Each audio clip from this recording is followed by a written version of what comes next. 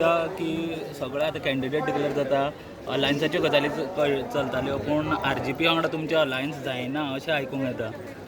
ना पळय RGPची सोयरीक काँग्रेसी बरोबर करपाक हांव अशें ना. ताजे मागीर RGPन तांचे कडेन ऑन देअर ओन उलोवपाचें चालू दवरलें. बेजिकली ते जे सीट मागताले ते तांचे कडेन उलयताले. ट्राय पार्टीट म्हळ्यार तिगूय जाण बरोबर बसून उलोवणें जावंकूच ना. एकूच ना जाल्यार ताजे फुडें कांय जावंक ना. So as a result of which हे अलायन्स उरतलें उरचें ना कितें तें ball is in the court of the Congress.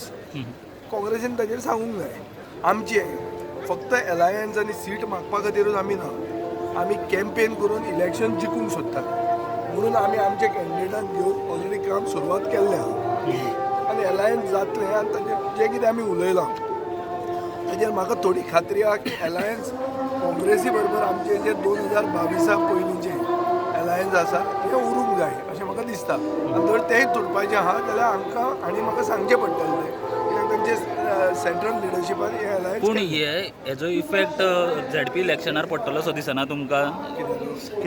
अशें अलायन्स जायना तीन वेगवेगळे ऑपोजिशन आतां आमी पळोवपाक वता जाल्यार काँग्रेस आनी गोवा फॉरवर्ड RGP आनी आप सेपरेट जावचो न्ही म्हणून अलायन्स करपाक आमी फुडें सरिल्ले न्ही.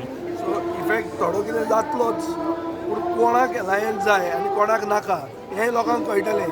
सुसंस्कृत गोंयची जनता ही पिशी न्ही.